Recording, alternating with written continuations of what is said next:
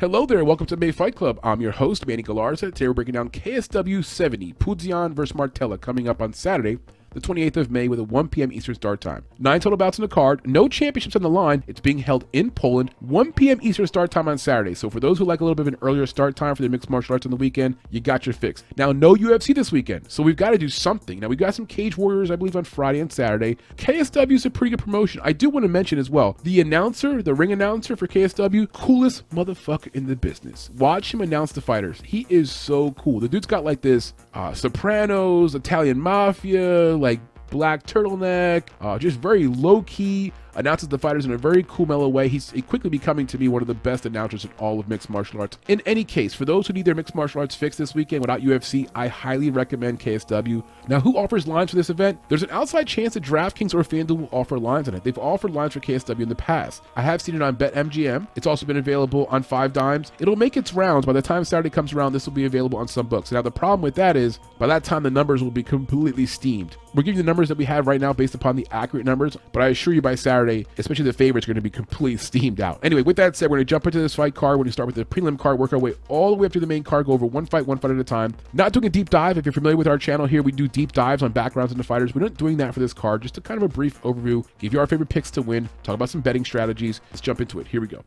KSW 70 opens up with a strawweight bout between two female fighters, Anita Bekus from Poland and Roberta Zocco from Italy. This one's probably the easiest fight in the entire card to break down. I'm taking Anita Bekus to win the fight. Not only do I have statistical information to back up my prediction, but also my inside sources from Poland are telling me that Anita Bekus is the much better fighter. Now, at 3-3, Roberta Zocco is sporting a 500 record. Not a great look in your first 6 fights. She's coming from Italy to Poland land to fight a fighter who's from Poland, who looks like a pretty badass fighter in Anita Bekus. This has the makings of a very one-sided bout for the side of Anita Bekus, who's a minus 500 favorite. A fighter with only 7 total fights in mixed martial arts. A female fighter at that as a minus 500 spot. A little scary. You don't want to bet it straight up. Probably a parlay piece if you want to add a little value to your parlay, but even that kind of scary at minus 500. What value do you really add? Now, some basic information on these two fighters. Roberta Zocco, who goes by the Diamond, is 3-3 overall. She's 31 years old, 5'1" in height. We have no reach number on her. She trains out of Wolf Tempo. As for Anita Bekus, 5-2 overall, about the same level of experience, 3-2 in her last 5 fights. She hails out of Lodz, Poland, 31 years old, 5'4" in height with a 65-inch reach. She's out of Octopus Lodz. Now, mind you, she's from Lodz, Poland. This event is being held in Lodz, Poland, so it's literally in her backyard. In a women's bout that usually goes to decision, it's nice to have the crowd there to cheer you on, cheer for everything you do. It makes for the judges. She's the hometown fighter, yada, yada, yada. You get it. Now, according to the numbers on Tapology, 98% of the votes here are coming in for Anita Bekus, only 2% for Zocco. I do agree with the public, and I think the public knows what's going to happen here. You got a local fighter, again, who's very local, female fighter, pretty good, decent record, who's being propped up against a foreign fighter coming out of town to basically come in and be her punching bag. Anyway, I don't want to waste much more time on this fight. I like Anita Bekus to win the fight. From a betting perspective, I'm going to parlay her in a few parlays just to give me some action. If I had a book that offered a prop, the fight goes the distance or Anita Bekus by decision. It also depends on how bad Roberta Zocco is. If you know more about Roberta Zocco and you've seen prior film on her and she's a complete can, then maybe there's a chance for a finish for Anita Bekus. But it's small, female fighters, first fight in the card, probably goes a distance. I like Anita Bekus to win the fight. At minus 500 again, not the greatest value. I'll be parlaying her.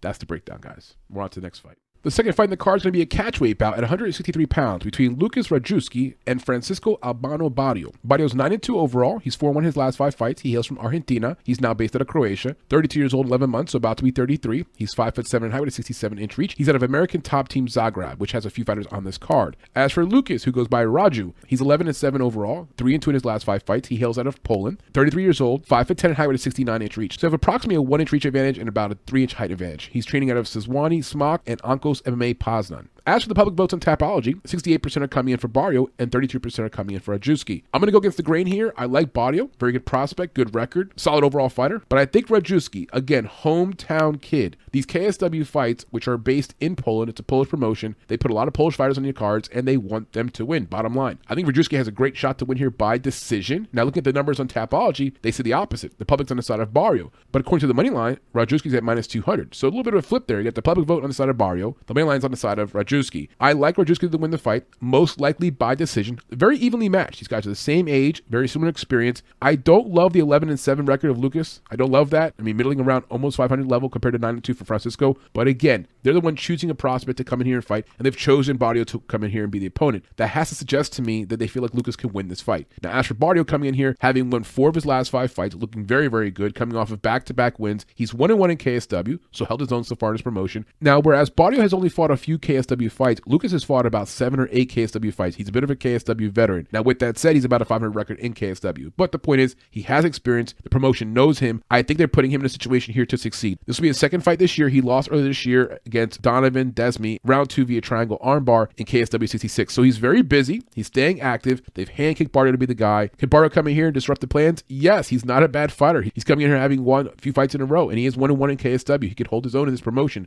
Anyway, with that said, I like Lucas Rajewski to win the fight by decision at -200. Not the best spot. It is a bit chalky. A lot of these spots are chalky. Maybe I parlay it into one parlay. I don't have nearly as much confidence in this spot as I do in some other spots in this card, but I'm taking Rajewski to win the fight by decision. That's the breakdown. Moving on up the card, we have a middleweight bout at 185 pounds between two fighters who've also squared off before. This will be a rematch. Tommy Quinn from the United Kingdom and Albert Odzimkowski from Poland. Albert is 11-6 overall. He's won 3 in 1 of his last 5 fights, a bit of a rough stretch. He hails out of Warsaw, Poland, 34 years old. 6 foot in height with a 75-inch reach. He trains out of WCA Fight Team, which has a few fighters on his card. As for Tommy Quinn, he's 9-5 overall. 3-1-1 in his last 5 fights. He hails out of the United Kingdom. 32 years old. 6 foot 1 in height, so you have a 1-inch height advantage. 73-inch reach, you have a 2-inch reach disadvantage. And he's out of MTK Newcastle. Now looking at the numbers on Tapology, it appears that Albert is the favorite, getting 69% of the votes, where 31% are coming in for Tommy Quinn. Now this is a rematch, right? So you look back at the prior fight. What happened? Albert gets a no contest victory. At first, it's a win for him. He ends up getting an illegal knee. It's so close. At the time, they give him a victory. He gets a TKO, lands a nice knee, kind of getting up off the ground with his opponent, Tommy, and Tommy gets sort of,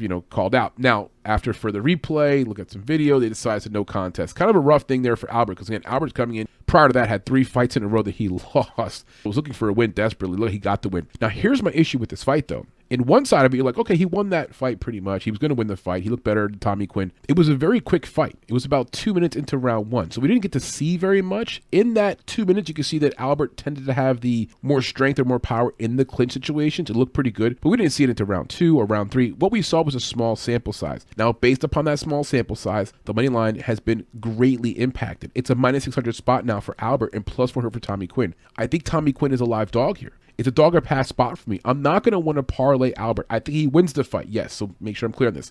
I think Albert wins the fight. But we don't make money in gambling on people that are -600. That's just not the recipe for success if you're trying to make money in gambling. At +400, take a small little stab at that. I'm not saying you parlay it. I'm not saying you back up the truck here with your savings account and dump it on the +400 spot here for Tommy Quinn. I'm saying 34 years old, 32 years old, 11-6, 9-5, a lot of similarities, and Tommy Quinn was on a bit of a winning streak before that last fight. A matter of fact, he had 2 wins in a row. He had won 3 of his last 4 fights, was doing okay. Does Albert win the fight here? Probably 4 times out of 6, that kind of range. Probably, yes, but -600, not a good spot. I'm choosing Albert to win, but I will be putting a small bet here on Tommy Quinn. When I say small, nothing more than $25, just straight up on Tommy Quinn to win the fight. That's the breakdown, guys.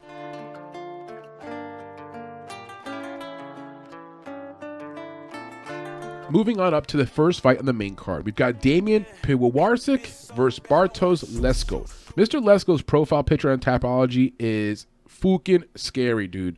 Take a look at it. It's like a mental health patient outcry type of photo. Reminds me of that movie Full Metal Jacket. I know I'm aging myself, but there's that movie Full Metal Jacket where that guy who was on Law and Order was playing that disturbed, mentally ill young soldier who ends up killing himself in the bathroom. That photo looks like that. So Bartosz Lesko, whoever you and your handlers are who created your profile on Tapology, please update that photo.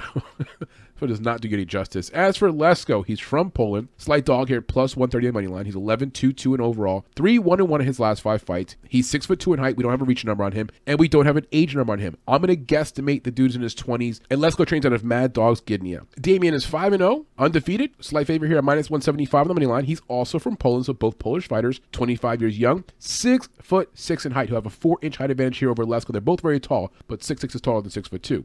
with a 78.7-inch reach. Even though we don't have a reach number on Lesko, I imagine Damien's going to have a height of a reach advantage as well. And Damien trains out of Marcin Lazar's Academy and Sorzwani's Mock. Not to my surprise, the numbers coming in on Tapology are on the side of Damien, 87% to be exact, with 13% coming in for Lesko. It just seems to me like Damien is the hot prospect. Obviously 5-0, undefeated, very, very tall. He's got the fire under his ass right now. He's coming in here off of several wins in a row. This will mark Damien's first fight of 2022, but he fought 4 times last year. A lot of finishes. All of his wins are by finish except for his first fight was by decision. He had a nice 5-0 amateur record as well. So the guy's got some steam. He's got some momentum. As for Lesko, it will be his first fight this year as well. He is coming in here off of a loss. He fought twice last year. His last fight he lost against Hussein by a round 2 TKO. It seems to me pretty simple. Damien, the taller prospect, a lot to look forward to. 5-0 as a pro, undefeated, up against Lesko, who's a good prospect as well. It just seems to me like you've got this guy, Damien, who's coming in here as a slight favorite for a good reason. Much taller, much longer. I'm going to take the guy who's got the reach advantage, got the youth advantage, who's undefeated, who seems to be like the guy they're trying to get behind. So to me, Damien Lesko wins the fight, most likely by a TKO. I'm going to take him round 2 TKO. At minus 250, how are we going to bet it? The same like we're going to do against the Izu fight and the Radoslav fight. We're going to parlay it. Now, we're not going to parlay all this stuff together. We're going to mix it up. But at minus 250, do you want to expose yourself for $250 to make $100 on a fighter where it's still very unproven? It's KSW, no offense KSW, but a lower level promotion compared to the UFC. A lot of unknowns. And Lesko, we don't even know his age, right? So to talk about unknowns. Anyway, I like Damien to win the fight at minus 250. I'm going to take it as a parlay piece. That's the breakdown.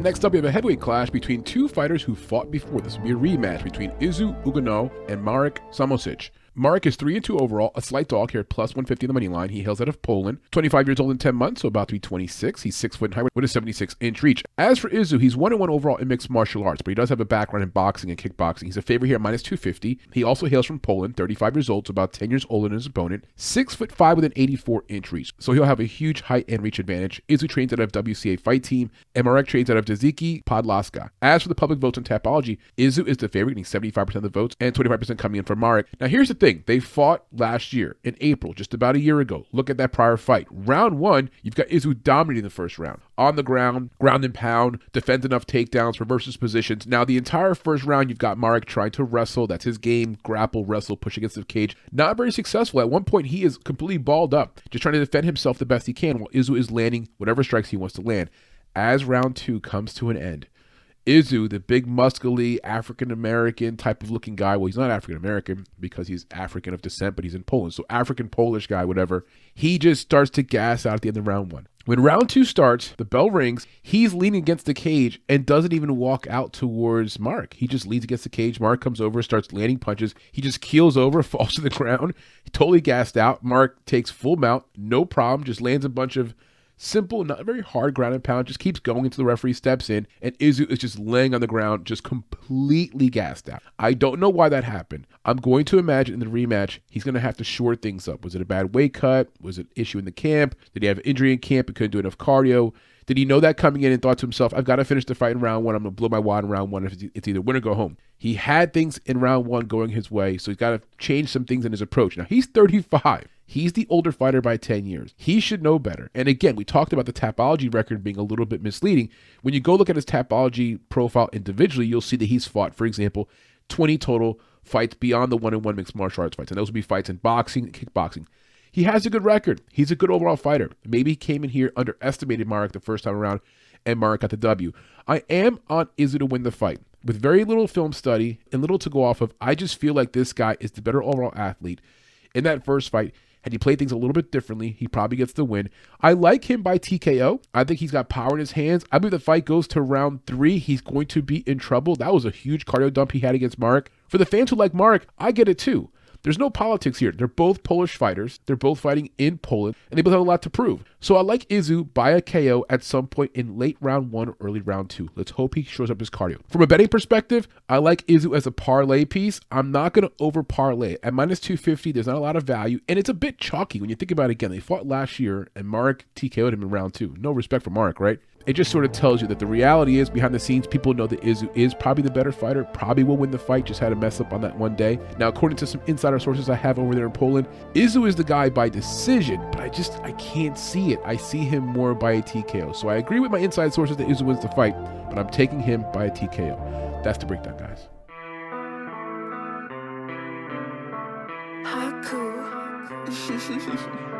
Okay, next up we have a middleweight bout at 185 pounds between the Polish fighter Radoslav Pajuki versus Jason Wilness. Pretty simple breakdown, guys. Jason Wilness is from the Netherlands, coming in here as a slight dog to be served up to the hometown kid, the Polish guy, Pajuki. Pajuki is 3-0 overall. He hails from Warsaw, Poland, 29 years old, 6'3" in height with a 76.5-inch reach. He trains out of Unique Fight Club. As for Jason Wilness, he's 2-0 overall, so both of them are undefeated, very limited experience. He's from Utrecht, Netherlands, 31 years old, 5 months, 6'1" in height. We don't have a reach number on him. He trains out of the Coliseum. So height and reach-wise, there should be an advantage there for Radoslav Pajuki. But I want to emphasize again, here you got a hometown fighter who fights in KSW, going against an out-of-towner, a foreigner, who's coming in here for his first KSW fight. To me, it's pretty obvious. The handlers for Radoslav Pajuki probably handpicked this guy to fight him in home turf. So this should be an easy win here for Radoslav. According to the public votes here, Pajuki is the favorite, getting 75% of the votes, only 25% coming in for Wilness. I do agree. Now, having not watched film, I have not watched film. I'm going to be honest with you. Sometimes the parameters are simple. From a betting perspective, that minus 200 spot is a tiny bit chalky for not doing full film study. I'll just put him into 1 or 2 soft parlays, nothing too crazy. Will not bet it straight up. So I like Radoslav Pajuki to win the fight, most likely by decision. This is a 3-round fight, and that's the breakdown.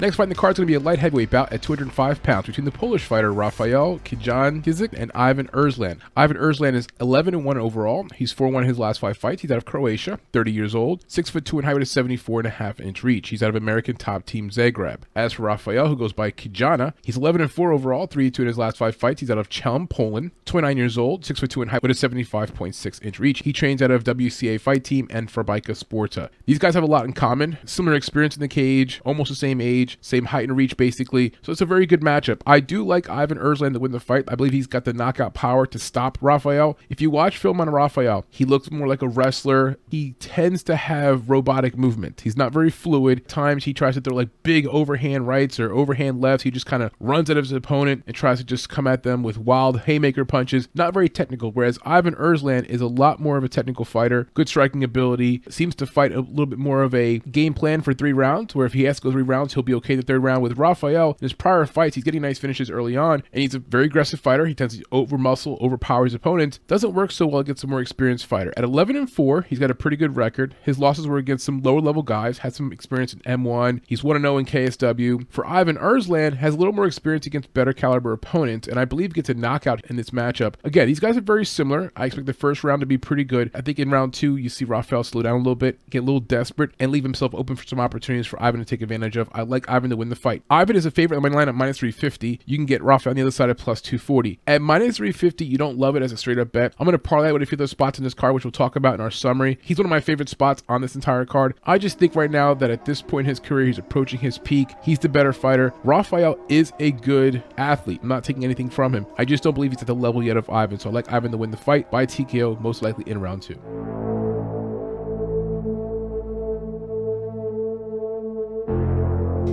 The co-main event for KSW 70 is going to be a heavyweight bout between Daniel Omielanczuk versus Ricardo Prasel. Daniel's 25-12-1 overall, 2-3 in his last 5 fights. He's currently a huge favorite here at minus 600 at the money line. He's out of Warsaw, Poland, 39 years old, 6 foot in height with a 74-inch reach. He's at a WCA Fight Team. As for the Brazilian Ricardo Prasel, he's 2-2-1 in his last 5 fights, but the one is a fight where they don't know the results. It's not a no contest. It's like we don't know the results. Look at his tapology. It's kind of interesting. He's a big dog here at plus 400 on the money line. He's out of Parana, Brazil, 31 years old, 11 months, so about to be 32 years old. 6'7" in height. Wow. Very tall, about 7 inches taller than his opponent. 79-inch reach, about a 5-inch reach advantage. He trains out of Gracie Gym in Gorapava, along with Amil Brothers team. Now, looking at the votes on Tapology, the Polish fighter Daniel's getting most of the votes at 78%, only 22% coming in for Prasel. I agree that Daniel probably should win the fight. Now, again, much shorter fighter. He's built like a bowling ball, a 7-inch height disadvantage, and a big reach disadvantage. But he's the better striker. He works better in close range, obviously. He's built like a stocky bowling ball, got some top control position ability. He's a grinder. At the flip side here with Ricardo Prasel from Brazil, he's a BJJ guy. He will work off of his back. He doesn't mind being on his back. He will pull guard frequently. That should work for Daniel, who likes to be on top. But ultimately, it comes down to, can Prasel actually get a submission against a guy who's very stocky, very short, pretty durable, has good cardio? I don't think he does. At plus 400, I'm going to definitely take a stab as a dogger pass. At minus 600 here for Daniel, there's no real betting angle there. You could parlay it, but when he gets submitted, you're going to be like, God damn it, why did I parlay a minus 600 spot? So I'm going to bet on on the underdog here, Ricardo Prasel, a small underdog play, maybe a quarter unit play, which is $25 on him to win the fight outright. Not going to parlay it. My books that I'll be betting this on do not offer me a prop, so I'm not going to talk about props much on this breakdown. Daniel is the Polish fighter. Here you got a Brazilian guy coming from out of town. It's set up for him probably to win the fight. The weight line is out of control, but he is the better overall fighter. He'll probably grind out Ricardo Prasel for long periods of time on the ground, but Prasel is durable. He can take a lot of punishment on the ground. He does that very, very well. He'll look for submissions. He'll try to get a triangle choke. He'll look for some opportunities. Over the course of 3 rounds, though, he probably drops 2 or 3 of those rounds because he's on his back looking for submission opportunities. I think Daniel gets the win here. But again, from a betting perspective, don't bet minus 600. Take a little stab there at Prasel if you want to get some action in this fight. That's the breakdown, guys. Let's move on to the next fight.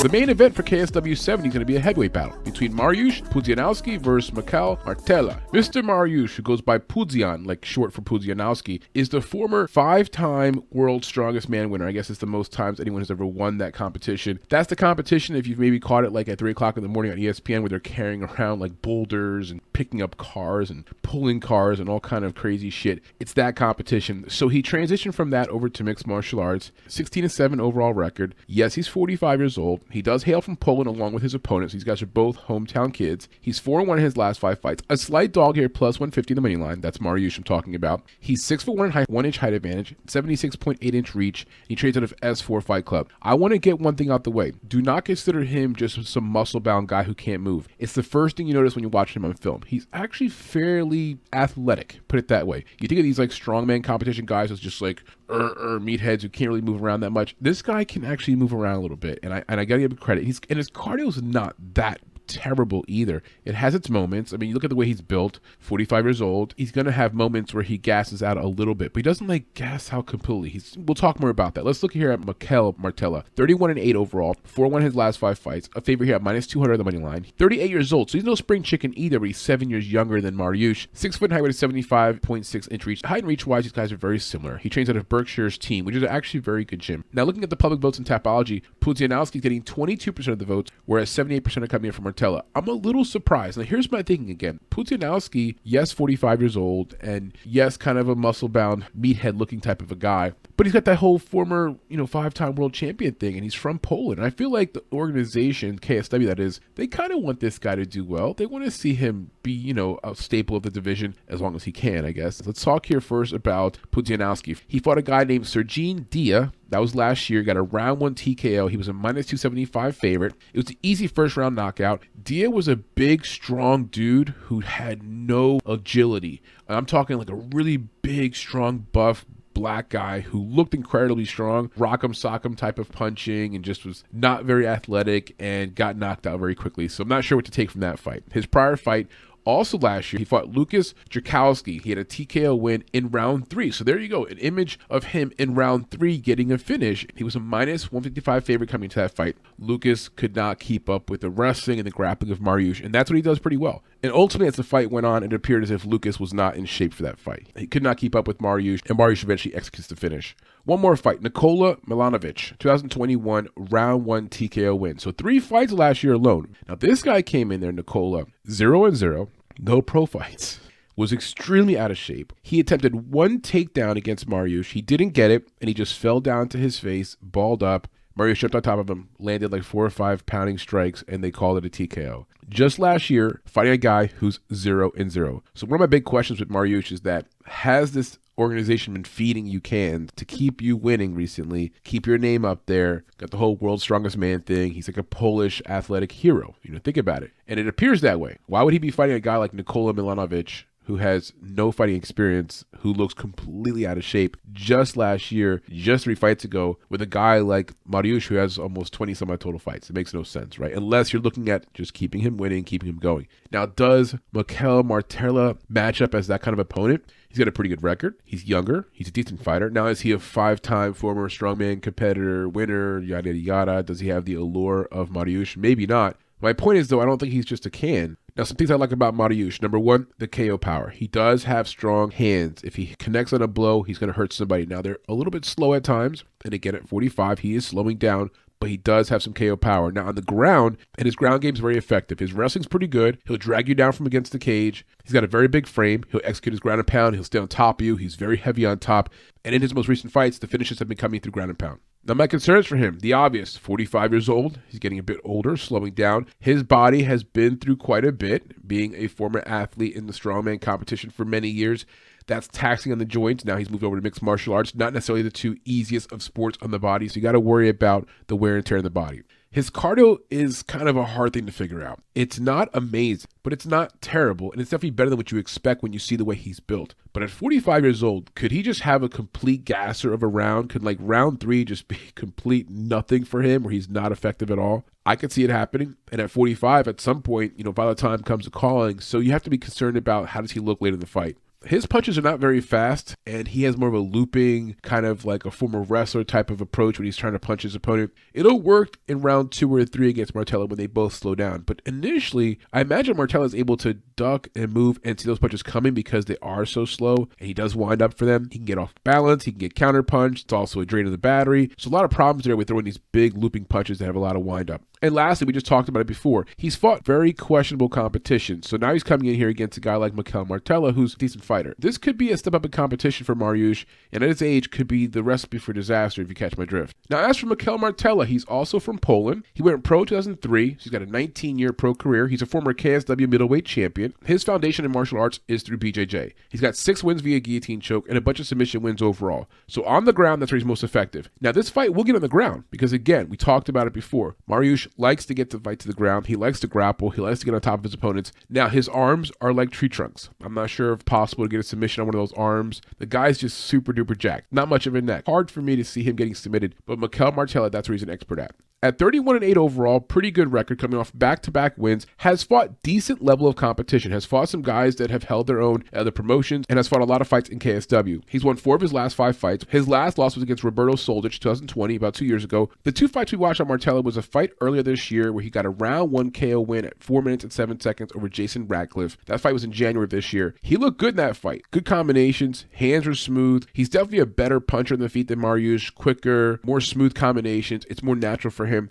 Another fight we watched was against Roberto SOLDIC, 2020, round 1 KO loss at 4 minutes and 40 seconds. The summary of that fight was he got cracked early in round 1 and then could not quite recover. He tried to recover, he get back to his feet, have an exchange, get cracked again, kept getting knocked down. Eventually the referee steps in and calls the fight. It was a matter of just getting hit that one time. Didn't recover. Now, could that happen, of course, in this fight against a stone-throwing Mariusz? Yes, it can. But overall, I see a lot of good reasons to like Martela in this fight. Now, he's a slight favorite, which makes sense. My only fear is that, let's say Mariusz gets a takedown or two. He gets on top of Martela. Martela, who likes to try to look for submissions, has some submission ability, but the physique of Mariusz will not allow him to do that. I think Mariusz has a lot of opportunities to win round 1 and 2, especially on the ground. He'll have some chances to finish the fight through ground and pound. If he's heavy enough on top of Martela, I see him possibly getting the win. Now, the money line currently has Martela at -200 and Mariusz at +150. I like Mariusz to win the fight. If I do bet on this fight, it'll be a small amount, like a quarter unit, which would be $25 on Mariusz to win the fight. I have low confidence. I have a lot of concerns about his fighter schedule, who he's been fighting, 45 years old. With Martela, though, I've seen him get hurt recently. I've seen him get cracked. Mariusz has got stone hands. There'll be a big crowd there. I'm not sure there'll be pro Mariusz or pro Martela, but it is Polish fans. Mariusz is like a Polish folk hero. So if you're betting the fight, guys, bet with caution. If your book happens to offer props, keep in mind, this is going to be a 3-round fight, not a 5-round fight, even though it's the main event. Because it's going 3 rounds, there's a good chance it could go the full decision. You can imagine there'll be some grappling time on the ground, there'll be some cage time against the fence, and if the fight goes to round 3, I imagine a very slow, a very lumbering Mariusz, who is just trying to get through the fight and not going to finish at that point, but just trying to get through the fight and get to the end of the fight.